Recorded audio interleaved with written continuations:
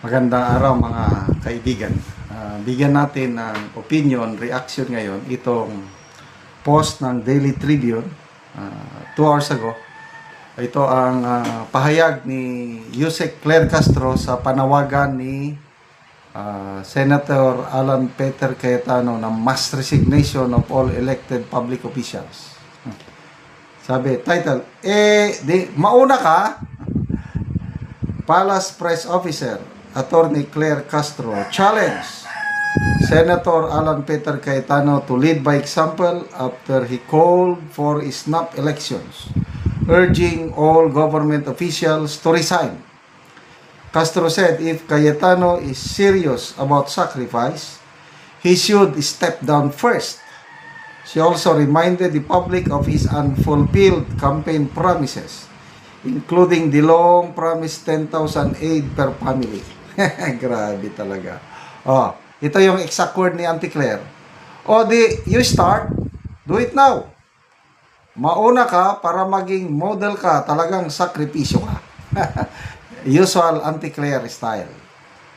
Ito naman yung suggestion lang ni Senator Alan Peter Cayetano. What if we all just resign and allow a snap election? Pagpasensya na lang natin. Si Yusek Claire Castro, ganyan talaga siya magsalita. Lalo na sa isang Cayetano na makita mo naman na tumutulong sa mga Duterte.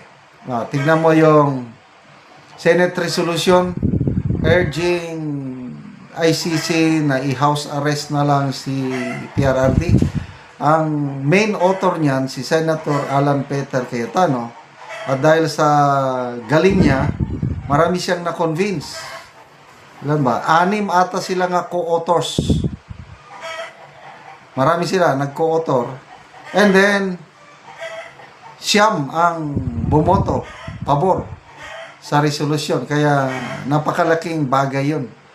Senate resolution para sa house arrest ni PRRD. Kaya lang, depende kung anong aksyon doon ng ICC. Basta, napaka-klaro ang paninindigan nitong si Senator Alan Peter Cayetano para sa hustisya ba, para sa dating Pangulo, respeto.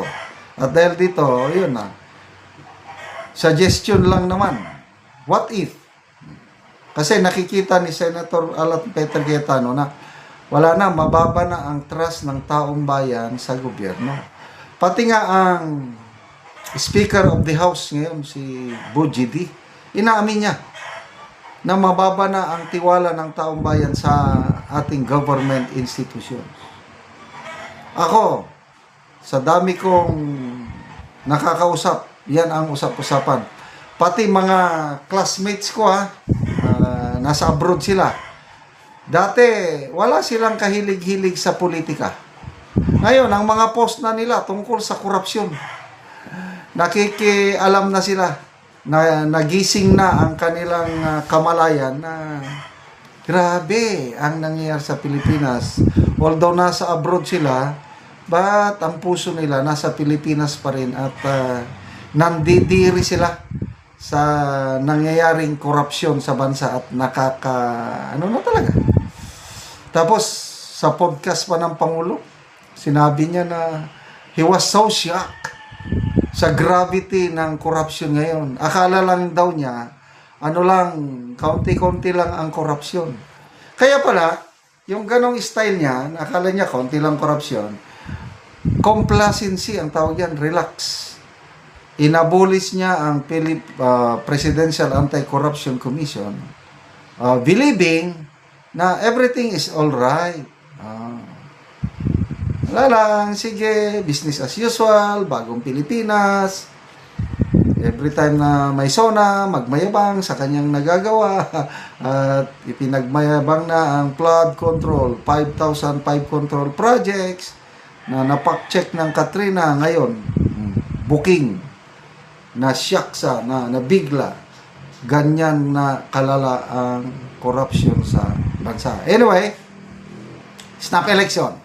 Kanya-kanya ng pananaw. Senator Lacson, sabi niya, I do not agree. Hindi yan ang solusyon.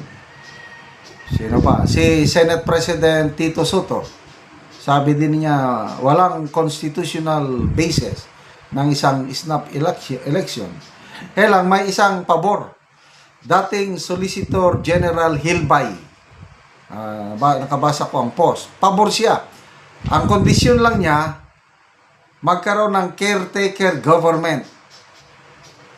Hindi pwede na snap election, Bongbong Marcos pa rin ang presidente. Maganda yung kanya. Sino yung caretaker government? Leni Robredo daw. Paano kung tatakbo rin si Madam Leni?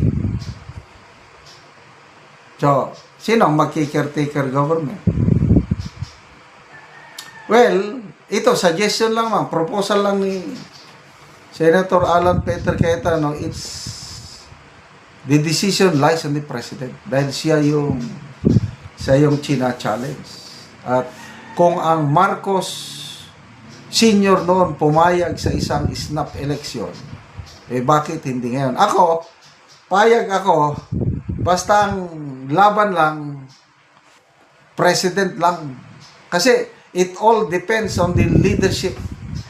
Kung bakit tayo nagkakaganito ngayon dahil mahina ang ating leader. Yun lang ang pananaw ko.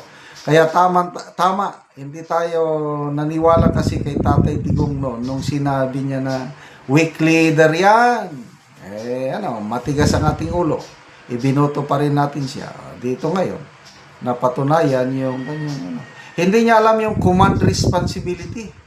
Naghuhugas kamay pa rin siya. Akala niya malinis lang siya. Wala siyang kinalaman sa korupsyon. Yun lang mga alyado niya. Ikaw ang presidente. Pinirmahan mo ang 2025 national budget na most corrupt budget in our nation's history. Dapat makinig siya kay Justice Antonio Carpio na nagsabi na may pananagutan ng presidente. Itong most scandalous corruption event in our nation's history. Ito ngayon, yung pinirmahan niyang budget. Kuno, nagbeto siya. Ang bineto lang niya, 29 billion. Ang pork barrel o budget insertion na pinirma niya is 421 billion na halos lahat nagamit para sa flood control project. So, good luck! Magre-resign kaya si Senator Alan Peter Cayetano? Hindi naman. Nag-suggest lang siya. Salamat mga kaibigan sa inyong pagsubaybay sa ating channel. Nakakatulong kayo ng malaki sa tribong talandig ng Bukidnon.